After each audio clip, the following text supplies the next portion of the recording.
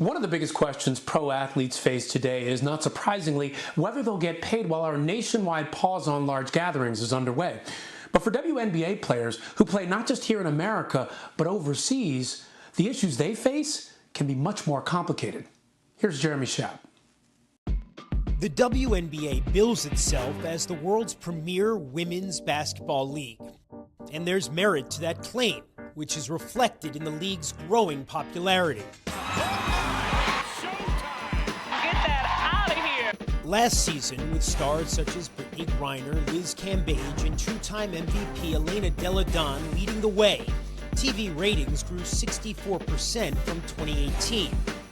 In January, ownership and the Players Association agreed on a groundbreaking new collective bargaining agreement. The players get improved travel accommodations, less restrictive free agency, and a reported 30% increase in overall salaries, with the best players seeing their salaries nearly doubling. It's historic and groundbreaking, and it's a bold agreement to drive a sustainable, thriving business.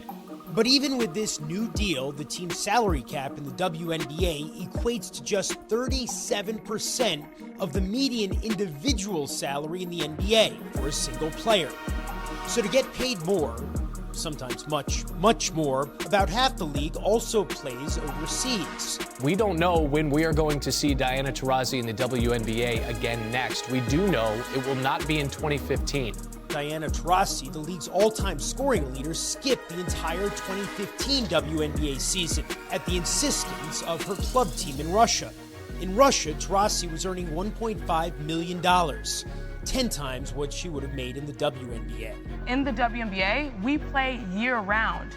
This offseason, more than 90 of the 170 players who appeared during the 2019 regular season were playing overseas for teams in at least 14 different countries, including China, South Korea, and Italy. But then, when the coronavirus started spreading in those places, the leagues, all sports, were shut down, and the players started scrambling to get home. Connecticut Sun forward Theresa Plaisance knows just what that's like. She was playing in China when the virus started spreading, was even hospitalized with an illness, and faced the reality of trying to figure out how and when she would make it back home. Well, she made it back in early January, and she joins us now. Theresa, thanks for joining us. Thanks for having me.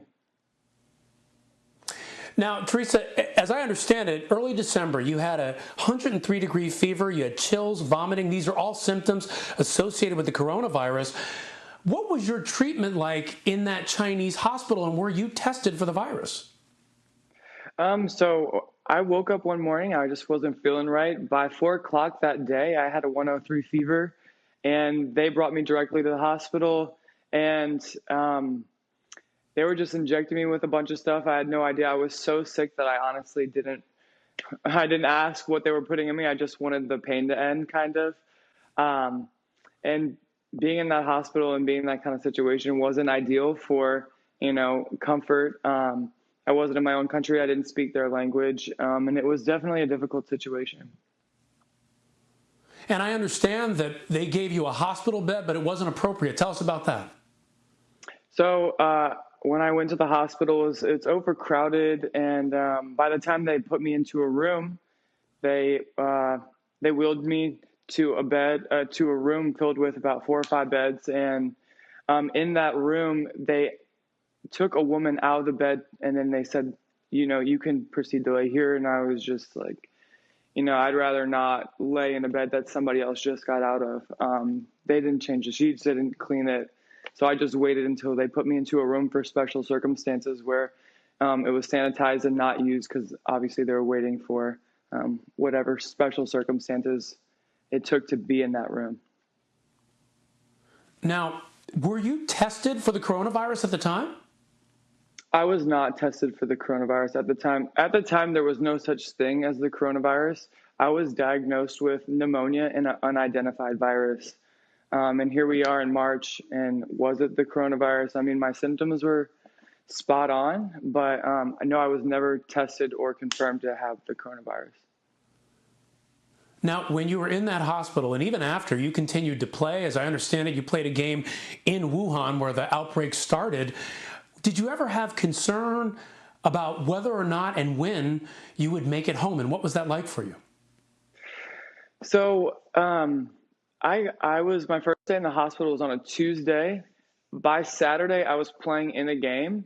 And it was difficult. My symptoms went away. The cough went away. The fever went away. It was stuff like that went away. But my lungs were having a hard time catching my breath, getting up and down the basketball court for 40 minutes. So that was definitely something that I struggled with after, the virus took its initial take. I still had some symptoms with my respiratory system. But by the time I got home on January 3rd, I went to the doctor shortly after, and I got checked out, and I was in excellent health by then, and there was no way to test to see if I had it previously. You can only test if you have it or in the whatever time span you need to be tested for it, and I was way past that, so I was never tested when I got back either.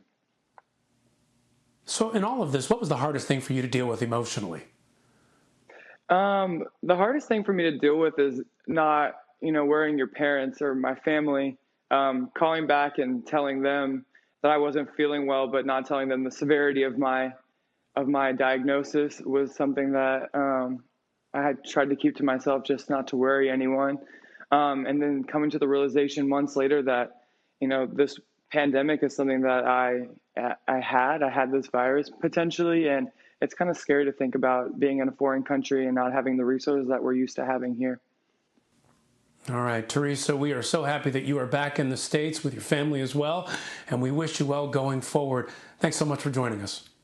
Thank you.